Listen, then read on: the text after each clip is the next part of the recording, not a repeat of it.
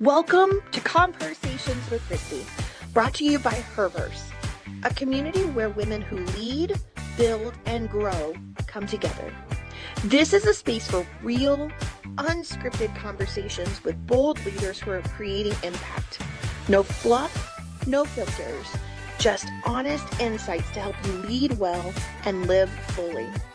Because at Herverse, we believe leadership isn't meant to be done alone. I am confident you are going to love it. So let's get started. Hi, everyone. Welcome to this week's episode. I am incredibly excited to have Christina Lenkowski on today. Christina, nobody can introduce themselves the way that they do. So I'm going to turn it over to you, my friend, and let you introduce yourself.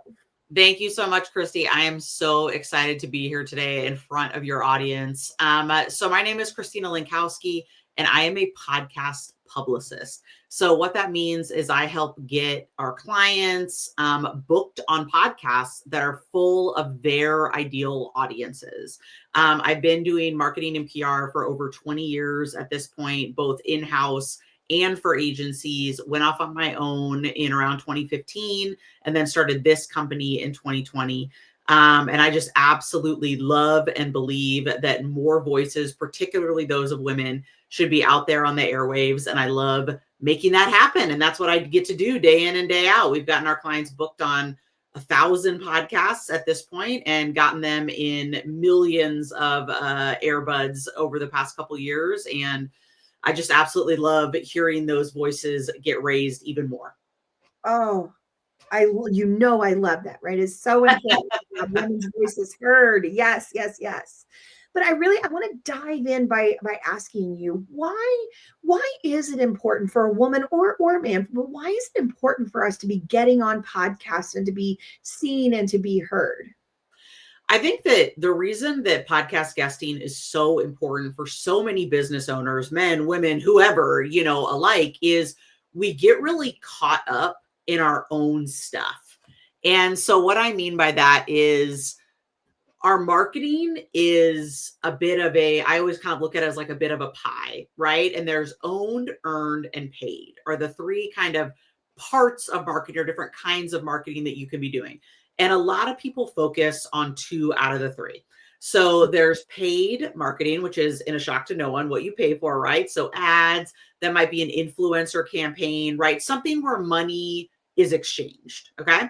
Then we have owned, which is the channels that we own. So, I mean, we don't own, unless Mark Zuckerberg's listening in, we don't own Meta, we don't own these things, but we own our little bit of it and what goes out on those platforms, so that's our website, that's socials, that's our e-newsletter, our podcasts, like, Kristie, what you have right here, that's an owned marketing channel for you, right? You control what goes out on it.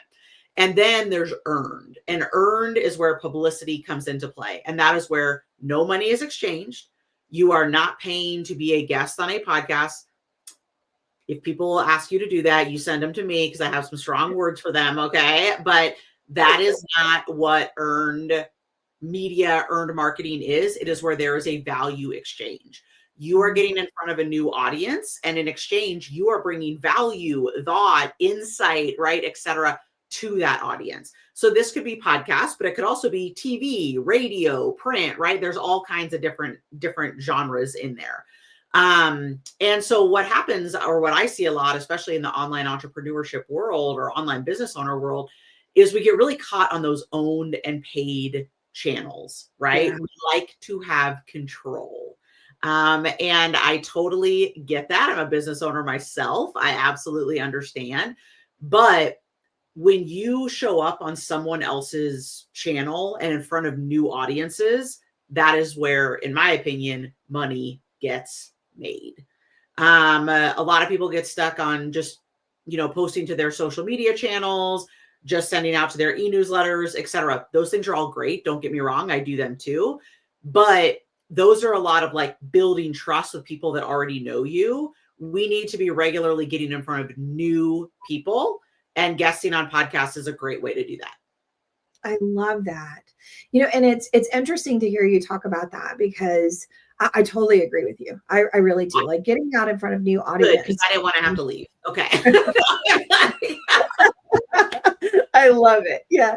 You're right though. Like getting in front of that new audience, if the only audience you're sharing with is your audience, then you're not expanding and growing, right? But the opportunity to get in front of new audiences where you grow. So I couldn't agree with you more, but I will tell you my experience being on the other side of the table and being the host is that a lot of people have fear around being a guest on a podcast. And from your standpoint, like, do you experience that same thing? And if so, like, where's that fear coming from? And what do people do about that?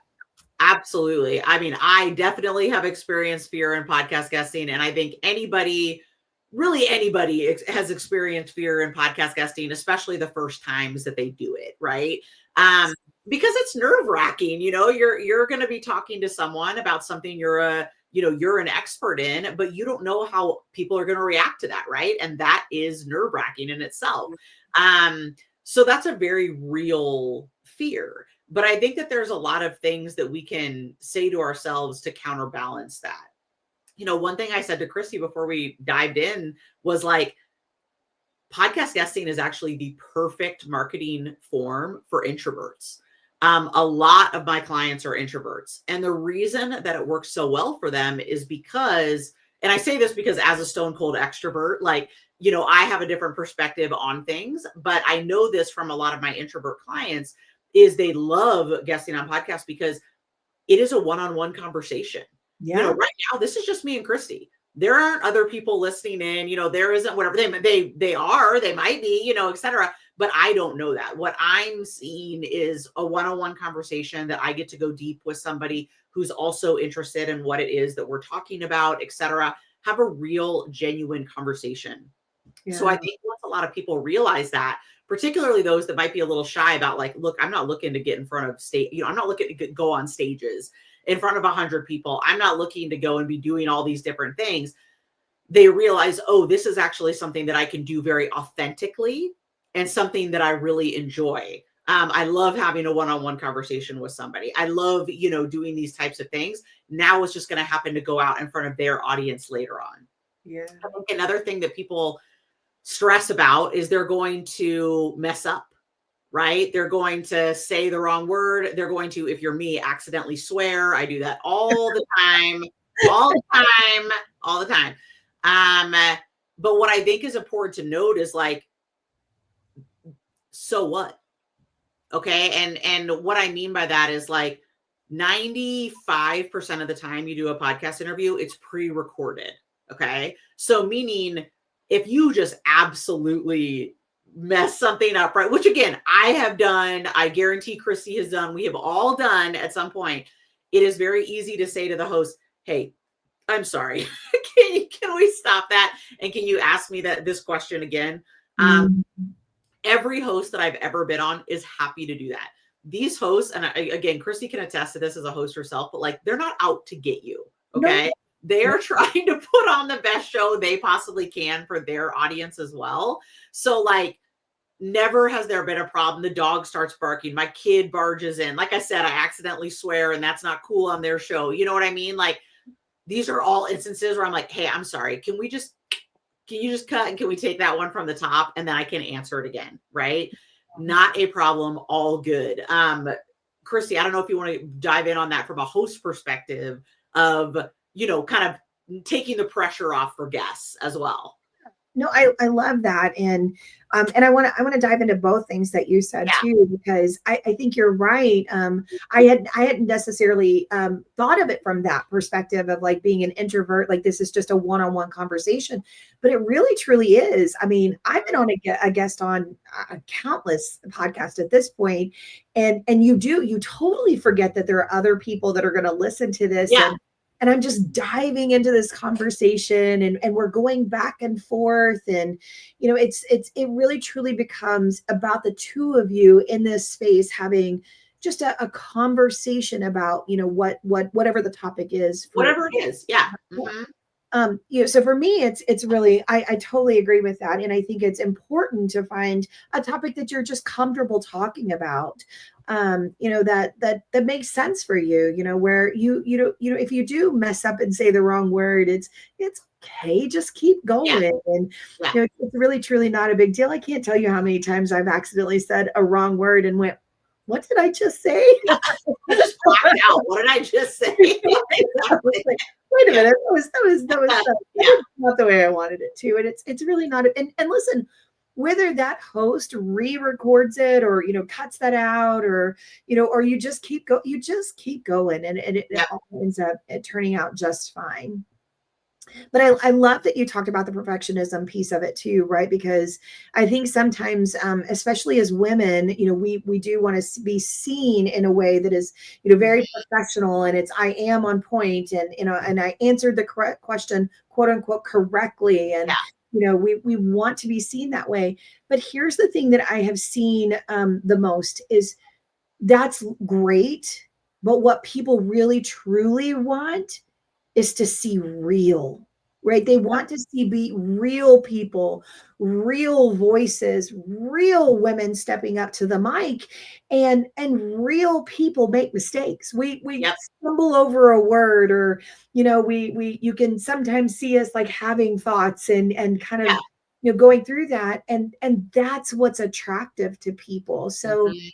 the imperfection can actually be your best quality. And Absolutely. showing up as perfect, show up as real. Yep. Show up as real. I love that. And show up too, like vulnerable, Mhm. like in a way that makes sense for you, in that way. See, this is real life, you guys. My daughter is knocking at the door. Oh, then go.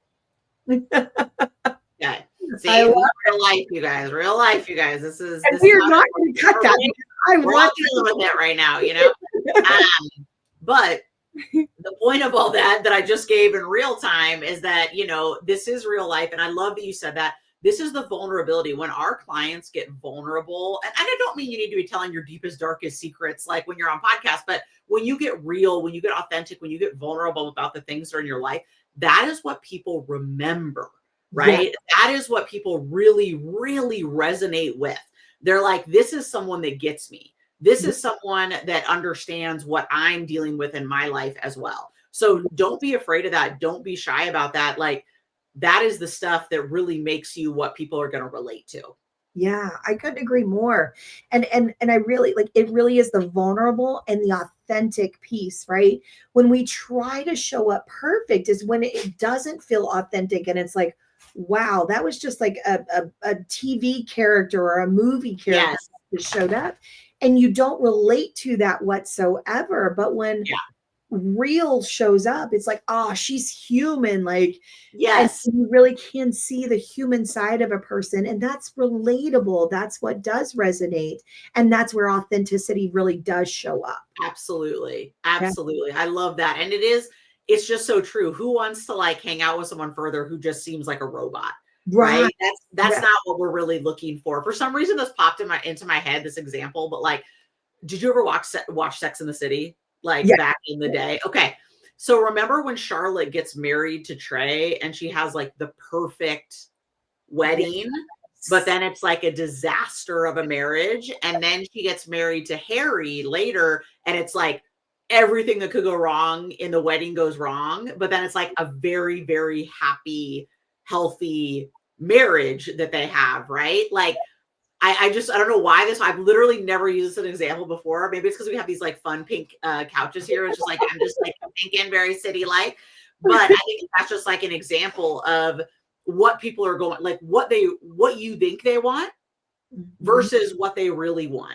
Yes. Right? Like what you think they want is that perfection, this or that, but what they really want is that real life is happening. This is what's going on in my world and how I'm moving forward with it.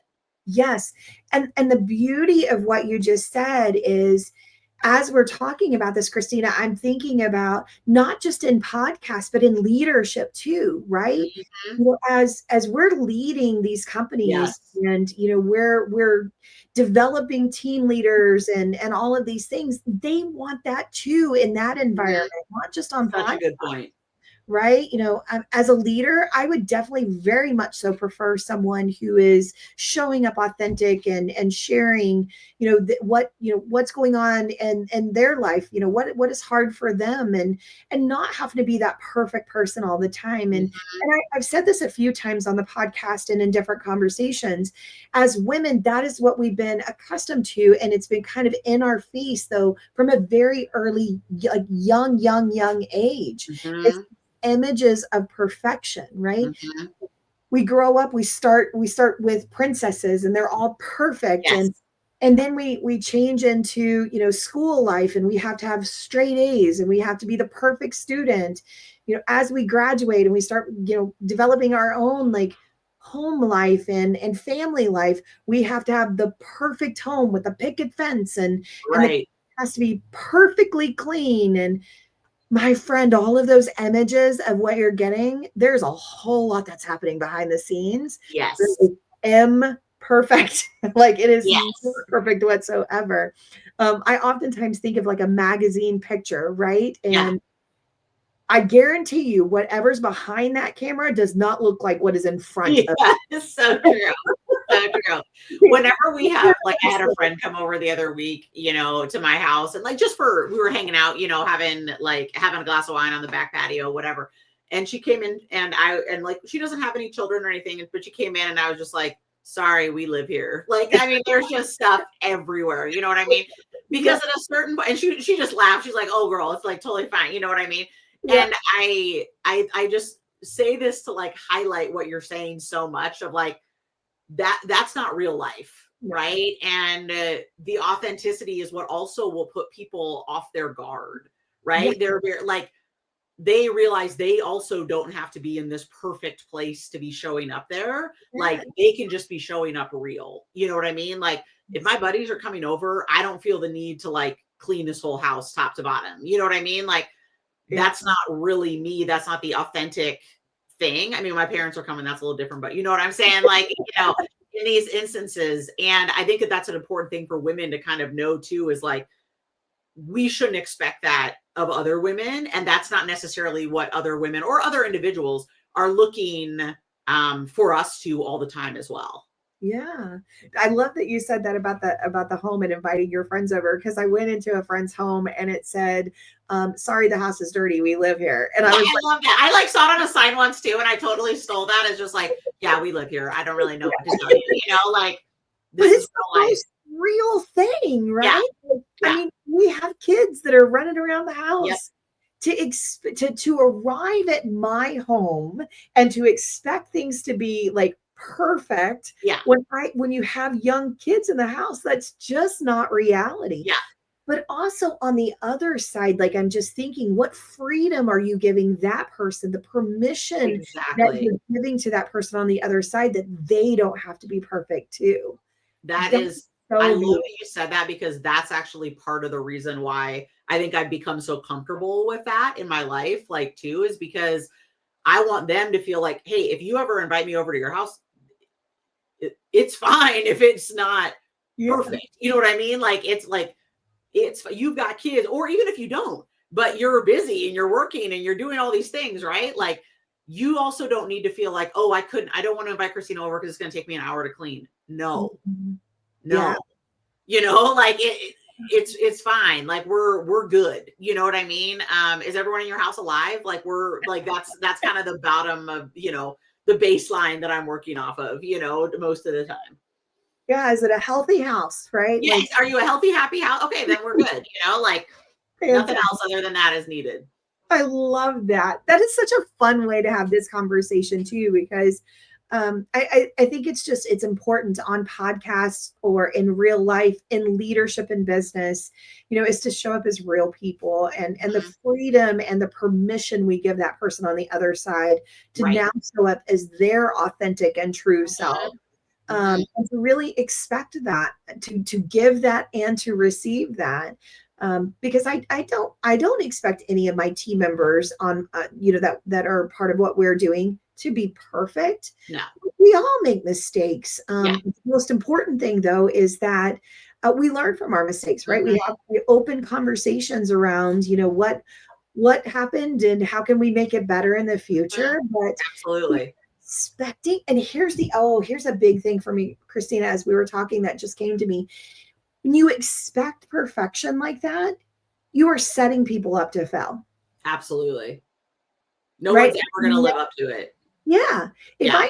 If I expect my friend's home or my parents' home or whoever for it to be 100% like just the perfect house, like setting that expectation for myself or for that person, man, that creates an atmosphere of just absolutely discomfort and attention. Yeah. It's just attention that you like, you're creating it. Yes. Yeah, for no reason. Yeah. For no reason. Yeah. Mm-hmm. But then also I'm just thinking about that on our teams and our businesses too. If you are setting the stage for absolute perfection, you're setting that person up for failure, because we are humans. We make mistakes. And when we set that expectation of perfection, now that person is going to be scared to tell you when they've made a mistake. Right. And instead of openly coming to you and saying, oh goodness, this just happened. Yeah. How do we fix it? Or I just fixed it, and working, and collaborating to make that happen, more than likely they're going to try and hide it. Right. And they're going to try and fix it on their own. They're going to try and, do things that could cause even more damage. It could cause even more. I love that you're saying this, because on my team, the one thing I always say to my team, because again, as you pointed out, everyone makes mistakes, but I always say, come with solutions. Yes. To me, right? Come to me with a couple ideas on how we can, whether it's rectify the situation or not have the situation happen again, right? It kind of depends on what's, what kind of happened, right? Yes. And it may not be that we even necessarily use one of those suggestions. I might have a different idea, but I like that they can bring those to me and we can have the conversation around that. But I always, that's my thing. I say, come with solutions. Like, don't just come to me with a problem, come to me with what happened, and then your thoughts on how we might be able to rectify it or fix it moving forward, etc. 100%.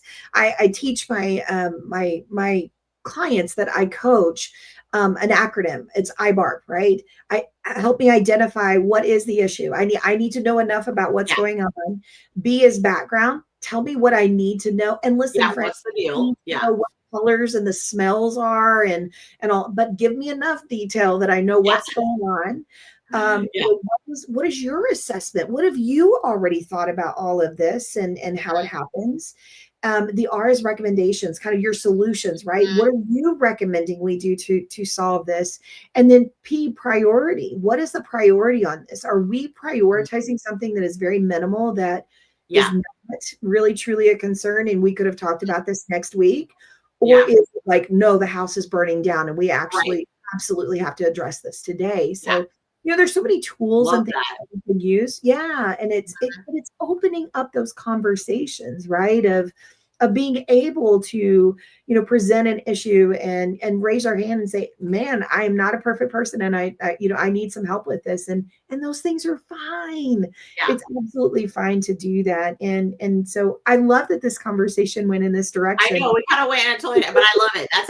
That is like the beauty of podcasts, you guys, is like, this is just a conversation, a one-on-one conversation. So really, just like a normal conversation, it's kind of gonna take tangents and go on different ways. And that's what makes it interesting for us as guests or as the host, but also the listeners. Yeah, but also that is one reason why, for me, when I'm a guest, I don't try to overly prepare to go onto a podcast because of what just happened. If I spend 2 hours preparing for a certain conversation, and then I get in and we spend 5 minutes talking about that, and 30 minutes talking about something else, just go in and be natural, be yourself, and you already know your see, I almost accidentally swear there. You already know your stuff. Yes. Right? Like you already know it. I love that you're saying this. How I prepare before a podcast interview is I will always listen to a episode of the podcast within 48 hours before I'm going to do my recording. But I don't listen to it like sitting there taking note. You know what I mean? Like it might be when I'm on my walk. It might be when I'm taking my kid to school. It might be kind of more in the background while I'm doing something else. That doesn't mean that I'm not listening, but it doesn't mean that I'm like so focused on it and so like, okay, this is exactly what they're saying and this is exactly the questions that are being asked, whatever. But I do really like to get an idea of the vibe, and I like to know, like, okay, do they ask anything of all their guests, right? Or like how, Kristie, you're like, I'm going to have you introduce yourself. Guess what? I already knew that because I listened to these, right? So like it didn't come out of nowhere when she said that. I was like, oh, okay, cool. Like I'm ready to go. And so that for me is like the main way that I really prep beforehand. And then just knowing what the topic is that we're, to your point, mainly going to focus on, right? Like there could absolutely be different tangents, different things, et cetera. But for the most part, what is that like overarching thing that we're going to be speaking about? Exactly. And I think what you're saying is important too. I do the same thing. I listen to an episode or two, before I go on. And you're right. It's not taking notes and understanding, it's understanding format and getting a general idea of the vibe and what to expect, right? Mm-hmm. Which is a great way, by the way, for us to transition because you know what I'm going to ask you next, right? She's ready. Ready. Thank you so much for being on today. This was such a fun conversation too. Yes, thank you. I very much enjoyed it. I haven't even had my coffee yet and I enjoyed it. So that should tell you I did really enjoy it. Yes, that's amazing. So just thank you for being on. Thank you for having this conversation. And really, truly, thank you for giving permission, for it to not be perfect and to just go with the flow and enjoy. And I think that's the biggest thing for me when I'm thinking about going on a podcast is, do I want to be prepared for what the vibe is and all of that? Yes. But I really want to go and enjoy. Have fun. Have a real combo. Yeah. Just have a natural conversation. Mm-hmm. Love it. Love it. Well, friend, listen, thanks again. But I want to end our conversation with 3 questions, as you know. Yes. I want to start with honor. It's really important to me that we honor the women that have come before us and laid a foundation for, all the things that women are able to do in our world today. There's so many women that fought for our rights. So I'd love to know from your perspective, who is a woman that you would love to honor? I know that you probably have a lot of people say this, but for me, truly, I'm going to say my mom. And the reason for that is my mom was the breadwinner in our family growing up. My mom was someone who was a businesswoman, and I think it was amazing to see growing up someone who was growing in their career, but also had a family and took care of their family. And I mean, my father was also very involved in our life, and things like that. So he was also doing a lot for us as well, but they both were really active in our life, really there for us a lot. And by us, I mean me and my sister. But we were also able to see that you could have what you kind of wanted, right? You could have a career that you really wanted and have the family life that you were looking for as well. Now, does that mean that that was easy to do that? No, I'm sure it was absolutely not. That was also when they were going into the office, you know what I mean, et cetera. But I think that particularly in a time like for this, we're talking 1980s, 90s, early 2000s, that still wasn't very common for like both parents to be working, but also for the mom to be the breadwinner in the family. And I know that caused its own issues, but being able to see that as a young girl, I definitely think shaped a lot of like what I believed I would be and could do later on. I love that. Yeah, what a beautiful example for you too. I just love. What about a woman of a current generation that is either in leadership or business today that you either hope to empower to be her best or that empowers you to be your most? I think that someone that I really, really admire is Rachel Rogers of Hello Seven. With her, she has a book called We Should All Be Millionaires. And it really focuses on women and people of color talking about why we should all be millionaires, and kind of how a lot of us get in this mindset of like, oh, what I have is enough. What I have is enough, et cetera, or I'm good with this, et cetera.